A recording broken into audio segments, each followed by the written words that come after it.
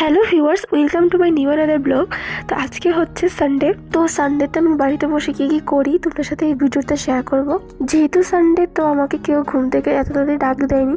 তো আমার ঘুম থেকে উঠতে উঠতে প্রায় 9টা বেজে গেছে। তো ঘুম থেকে উঠে ব্রাশ করে চলে গেলাম ঘরে গিয়ে দেখি যে মার অনেক রান্না শেষ।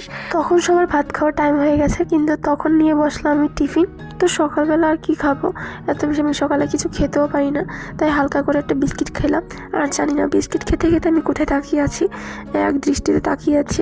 আর জানি না তখন কি ভাবছিলাম। আমি যখন আমি এডিট করতে বসলাম তখন আমার খুব হাসি পাচ্ছিল আমার মুখের এক্সপ্রেশন দেখে। তারপর মা বললো যে ঘরের যে ল্যাপটা আছে ওইটা রোদ্রে দেওয়ার জন্য, কারণ শীত তো চলে গেল।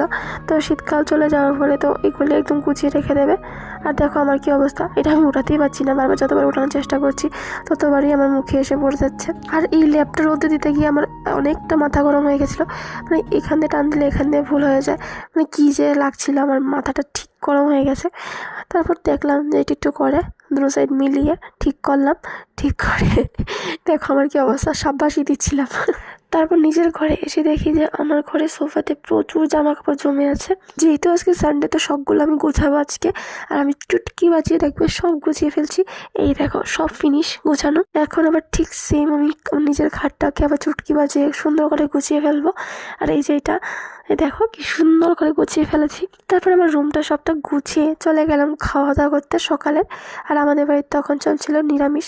5 দিন ধরে আমাদের বাড়ি নিরামিষ চলছে। আমাদের একজন রিলেটিভ মারা গেছে, তো আমাদের 15 দিন নিরামিষ খেতে হবে। আর প্রতিদিন নিরামিষ খাওয়াটা যে কি বিরক্তিকর, আমার আর খেতে ভালো লাগে না নিরামিষ, তাও না পেরে খেতে হচ্ছে। আরেকদিকে আমি খাওয়া দাওয়া শেষ করে ফেস প্যাক বানাচ্ছিলাম। কিছুদিন আগে হোলি গিয়েছিল, তো হোলিতে রং খেলে আমার মুখে পুরোটা 12টা বেজে গেছে।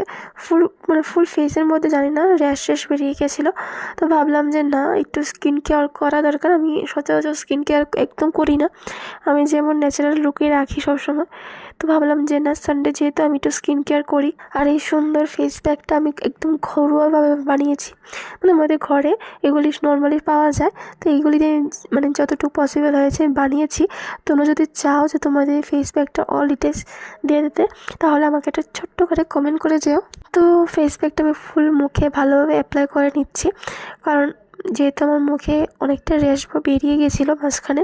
তো আমি ভাবলাম যে একটু স্কিন কেয়ার করলে যদি একটু ঠিক হয়। তো আমার স্কিন কেয়ার দেখে আমার মাও বলছিল যে মার ফেসও একটু অ্যাপ্লাই করে দেওয়ার জন্য। মা কিন্তু সকাল সকাল স্নান করে ফেলেছে। তারপর আমি যেহেতু দেখেছি আমি ফেস প্যাকটা বানিয়েছি, তো মা বসে গেছে আবার ফেস প্যাকটা লাগাতে। তাই মাকে বললাম যে তোমার আর হাত ভরাতে হবে না, আমি যেহেতু হাত ভরিয়ে ফেলেছি অলরেডি, তো আমি তোমার ফেসে অ্যাপ্লাই করে দিই। আর